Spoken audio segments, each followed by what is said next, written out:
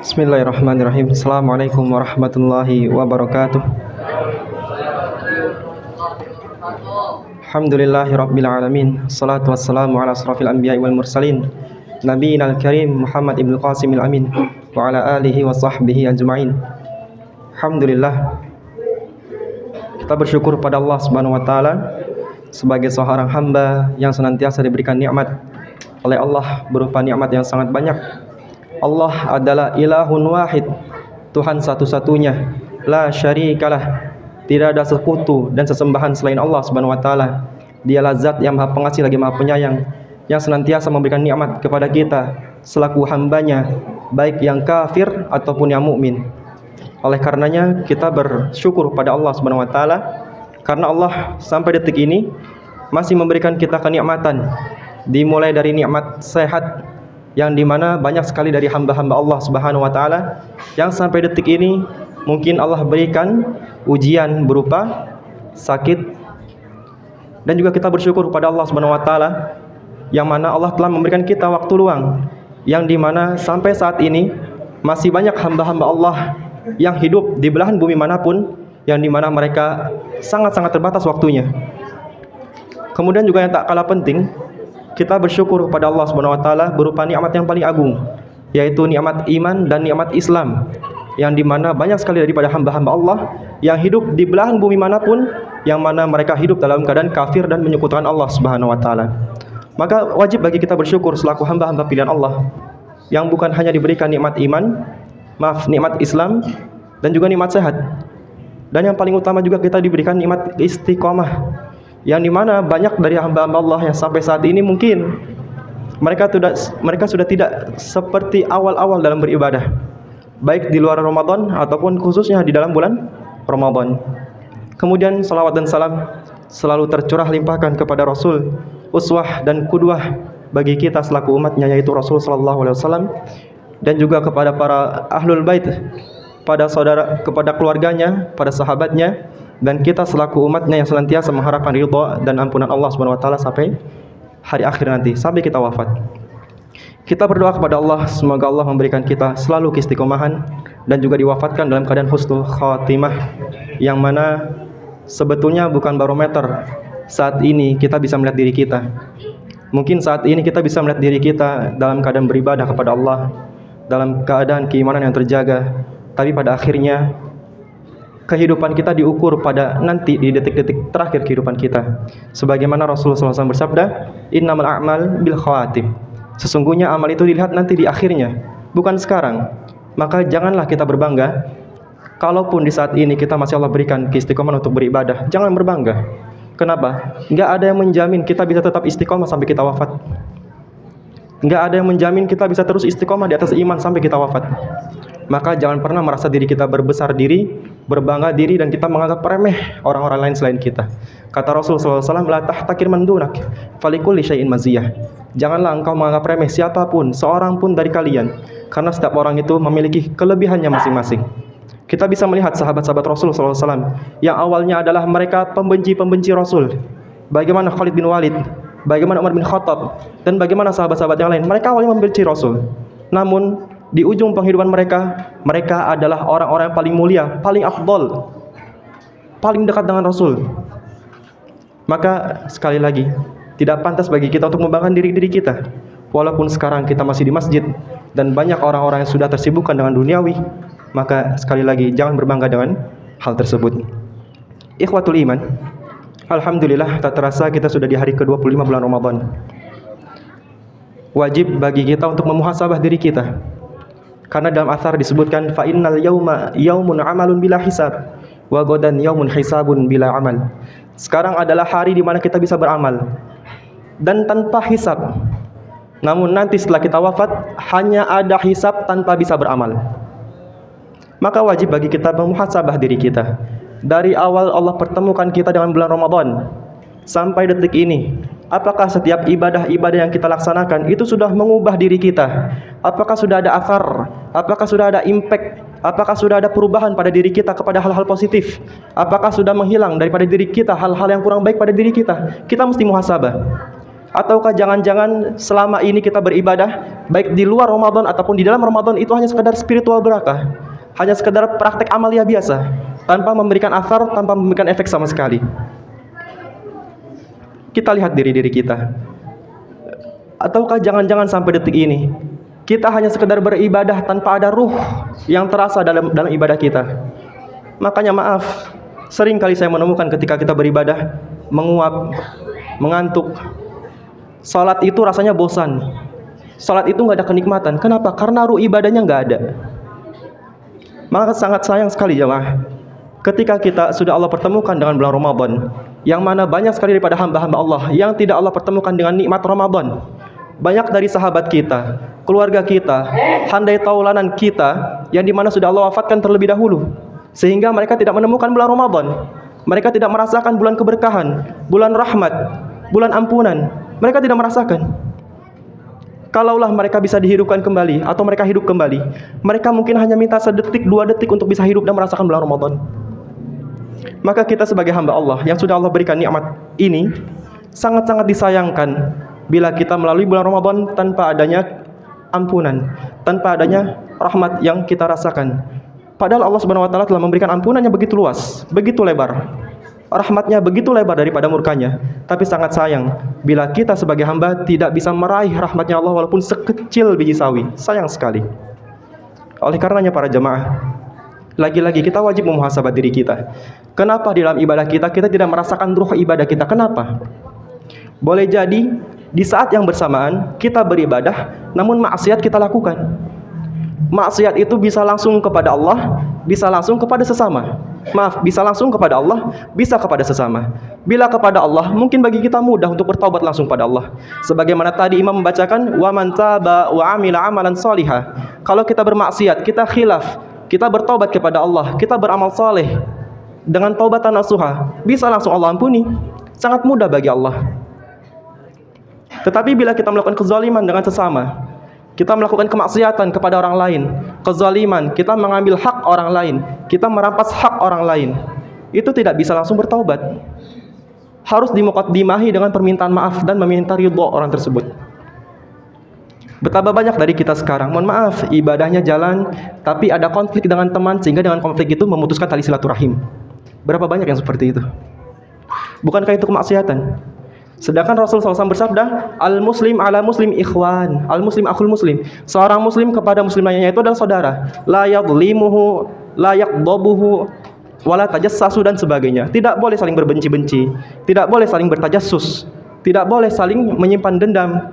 Bahkan dari konflik yang seperti itu sampai terputus silaturahim, itu nggak boleh seperti itu. Bahkan Rasulullah SAW bersabda, la yadkhulul jannata qatti'ur rahimin. Tidak akan masuk surga bagi si pemutus tali silaturahim. Bukankah ini suatu kemaksiatan yang dilakukan kepada seorang hamba kepada sesamanya? Maka kita wajib memuhasabah diri kita, mengintrospeksi diri kita. Jangan sampai kita hanya fokus kepada beribadah kepada Allah, namun kita melupakan muamalah kepada sesama. Bila kita tarik kepada lingkup yang lebih kecil, kita sebagai satu keluarga misalnya, satu keluarga terdiri oleh ayah, ibu, dan anak. Kita bisa melihat kepada sang ayah. Apakah sang ayah ini sudah menjalankan kewajibannya dengan sebenarnya kewajiban? Ataukah hanya sekedar memenuhi nafkahnya saja, nafkah lahirnya saja, berupa sandang, pangan, dan papannya saja? Sedangkan dia melupakan kewajibannya sebagai penjaga keluarganya dan dirinya daripada api neraka. Sebagaimana Allah berfirman, ya ayyuhalladzina amanu qu anfusakum wa ahlikum nara. Itulah tugas utama daripada suami. Kemudian kita lihat kepada istri, kepada ibu. Apakah sang ibu ini, sang istri ini sudah menjalankan kewajibannya dengan benar? Apakah dia senantiasa menuruti perintah suaminya? Ataukah justru membangkang? Ataukah justru mengkufuri nikmat yang telah Allah berikan kepadanya melalui wasilah suaminya? Ini maksiat juga. Dan inilah bisa jadi sumber daripada kita tidak merasakan ruh ibadah kita. Hal-hal seperti ini yang tidak pernah kita muhasabahi.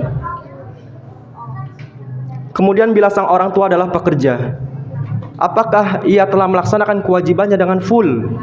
Ataukah ia memangkas kewajiban-kewajibannya, namun nanti maaf ketika tiba hari gajian ia mendapatkan payment full dari kantornya, namun dia tidak melaksanakan kewajibannya dengan sempurna. Ini khianat. Kemudian apabila orang tua tersebut adalah seorang pedagang, apakah dia telah menjalani niaganya sesuai dengan syariat Islam? Apakah dia telah menjalankan niaganya, jual belinya, bisnisnya sesuai dengan koridor Islam? Ataukah ia justru culas terhadap dagangannya? Dia curang terhadap jual belinya, mengurangi timbangan misalnya, sebagaimana termaktub di surah Al-Mutaffifin yang sudah Allah ancam. Padahal sejatinya, bila mereka adalah pedagang, ia tidak boleh berdagang kalau tidak faham fikih muamalah. Sebagaimana dalam athar dikatakan, la yabi' fi suqina liman lam yatafaqqaha fid din. Enggak boleh seorang muslim itu berjualan kecuali mereka sudah memahami fikih muamalah. Seminimalnya mereka berdagang, mereka bisnis, di satu sisi yang sama mereka pun belajar fikih muamalah. Kenapa? Karena semua ada koridornya, ada syariatnya, ada pengikatnya, ada batasannya. Sehingga bila hal-hal tersebut diacuhkan, maka jadilah itu adalah maksiat. Seorang pedagang dan pembeli, mereka menyangka jual belinya sah. Mohon maaf Pak, kiranya ini perlu disampaikan ya Pak ya. Saya sering mendapati hal-hal seperti ini dan ini harus diingatkan. Perihal mohon maaf saya sebutkan KJP misalnya. KJP itu pemerintah berikan kepada para warga yang kurang mampu agar dialokasikan kepada hal-hal yang bersifat kebutuhan pokok untuk anaknya berkaitan dengan sekolah. Dengan sekolah, ingat, robit terikat dengan komoditas sekolah. Tapi faktanya bagaimana Pak, Bu? Banyak dari kalangan orang tua yang membelanjakan dana dari pemerintah itu berupa KJP terhadap hal-hal di luar komoditas sekolah. Apakah ini tidak khianat? Sedangkan Allah sudah mengingatkan, ya ayyuhalladzina amanu di juz 6 itu surah Al-Maidah, aufu bil uqud. Penuhilah akad-akad kalian, jangan khianat. Tetapi bila ada orang tua yang membelanjakan KJP di luar komoditas sekolah, itu banyak terjadi Pak, dan itu khianat. Maka setiap orang tua yang membelanjakan KJP di luar komoditas sekolah, itulah khianat, itulah maksiat. Dan setiap penjual, pedagang yang menerima payment KJP sedangkan dia menjual komoditas di luar sekolah, pedagang itulah khianat. Itu khianat juga Pak, dan itu maksiat juga. Dan hal-hal seperti inilah yang menyebabkan ruh ibadah kita hilang, kenikmatan ibadah kita hilang. Coba kita muhasabah diri kita sampai detik ini. Jangan sampai kita hanya beribadah sekedar ibadah saja, jangan. Kita bisa lihat orang-orang soleh terdahulu, mereka tatkala beribadah tak jarang sampai meneteskan air mata, sampai menangis. Karena apa? Karena mereka merasakan halawatul iman. Mereka merasakan bagaimana manisnya iman tatkala beribadah. Maka bila ada yang sampai seperti itu, Allah sudah memberikan taufik dalam hatinya sehingga ia bisa benar-benar mempraktikkan, bukan hanya sekedar tahu. Karena ilmu pada hakikatnya adalah apa yang diamalkan. Tidak dikatakan ilmu kalau tidak diamalkan, tidak dianggap ilmu. Kemudian Bapak Ibu mohon maaf, saya selama di Ma'had qadarullah diamanahi sebagai bagian kurikulum. Bagian kurikulum itu harusnya asatidzah senior. Selama 3 tahun itu kurang lebih kami memegang pelajaran diniyah, meliputi akidah, tafsir, hadis dan sebagainya sampai ke lugah Arab dan Inggris. Tak kami dapati suatu permasalahan dari anak-anak dalam belajar kecuali bersumber dari orang tuanya. Setelah kita pelajari apa sih masalah anak ini, di luar kejuhudan ya Pak ya, di luar keseriusannya, ternyata masalahnya adalah orang tuanya. Mungkin mohon maaf orang tuanya tidak memenuhi akadnya dengan pesantren, tidak memenuhi akadnya dengan Ma'had, sehingga impactnya itu ke belajarnya anak Pak. Makanya dalam athar dikatakan, idza atabartal fasada fil awlad ra'aita ammatahu min qibalil aba. Apabila kita melihat kerusakan pada anak-anak bandel misalnya ya, dikasih nasihat susah, coba jangan kita salahi anak-anak kita. Kita lihat ke diri kita sebagai orang tua. Boleh jadi ada hal-hal yang disebabkan oleh tangan-tangan kita sehingga anak kita seperti itu. Ini pengalaman yang nyata ya Pak ya. Padahal di pesantren itu Pak, mohon maaf, bianya sudah bagus. Bahkan kita pribadi pernah merasakan kalau kita nggak ngafal itu malu. Kenapa malu? Karena sekeliling kita tuh pada ngafal. Lagi imtihan nih Pak, lagi imtihan. Kalau kita nggak ngafal itu kita malu. Bi'ah sudah mendukung, lalu kenapa anak ini bermasalah? Maka penting bagi kita untuk memuhasabah diri-diri kita. Dan ini juga pesan untuk para adik-adik sekalian, para pemuda dan pemudi, jadilah anak-anak yang soleh, jadilah anak-anak yang berbakti. Mustahil kita mengatakan cinta dan sayang kepada orang tua kita kalau kita tidak mewujudkannya dengan kesolihan kita. Karena kesolehan kita bisa menjadi perpanjangan amal mereka. Kesolehan kita bisa menjadi ladang jariah bagi mereka. Maka harus disadari itu. Oleh karenanya kita memohon kepada Allah Subhanahu wa taala, semoga Allah memperbaiki diri-diri kita. Allah memberikan kita keistiqomahan yang sangat-sangat sampai Allah wafatkan kita dalam keadaan muslim. Karena jangan sampai Pak, Ibu mohon maaf, banyak sekali dari kalangan kaum muslimin yang Allah wafatkan dalam keadaan imannya sudah tercabut. Berapa banyak dari kalangan kaum muslimin yang Allah wafatkan dalam keadaan imannya sudah tercabut. Tandanya apa? Tandanya hidayah itu perlu dipertahankan. Kita nggak boleh merasa senang karena kita sudah dilahirkan dalam keadaan muslim, nggak boleh. Karena boleh jadi banyak di antara kita yang Allah wafatkan dalam keadaan kafir, dalam keadaan musyrik, dalam keadaan menyekutukan Allah Subhanahu wa taala. Maka bila kita cinta dan sayang kepada keluarga kita jaga mereka. Kita ajarkan mereka tauhid, kita ajarkan mereka syariat. Dan yang paling penting, jangan kita diamkan mereka ketika keluar rumah, khususnya ibu-ibu ataupun anak perempuan, keluar dengan tidak memerhatikan auratnya. Ini penting, Pak. Betapa banyak dari kita yang punya anak perempuan, ketika anak perempuan kita, remaja perempuan kita keluar rumah, tak pakai hijab misalnya, tak pakai lengan panjang misalnya, dan itu keluar kita diamkan saja, itu maksiat juga. Kenapa? Karena kita sebagai orang tua tidak mengingatkan, nah itu aurat, nggak boleh dilihatin kecuali bagi orang yang mahram saja. Maka bila dari keluarga ini sudah saling bertakwa, ayahnya bertakwa, ibunya bertakwa, anak-anaknya bertakwa, maka janji Allah dalam surat At-Tur, Allah mengatakan walladzina amanu wattaba'athum dzurriyyatuhum biimanin alhaqna bihim dzurriyyatahum wama alatnahum min amalihim min syai' kullu imrin bima kasaba rahim. Kalau kita bertakwa, ayahnya bertakwa, ibunya bertakwa, anak-anaknya bertakwa, Allah akan masukkan kita ke dalam surganya Allah, dan itulah hakikat cinta. Karena kalau cuma cinta di dunia, Pak, nggak lama. A'maru ummati baina sittina wa sab'ina sana. Umur umatku hanya 60 sampai 70 tahun aja. Kalau kita nggak bertakwa, kalau kita nggak soleh, keluarga kita nggak soleh, 70 tahun itu nggak lama, Pak. Tapi kalau kita soleh, kita bertakwa, kita sabar terhadap apa yang sudah Allah perintahkan, terhadap apa yang sudah Rasulullah SAW ajarkan, kita akan selama-selamanya berkumpul di surganya Allah Subhanahu wa taala.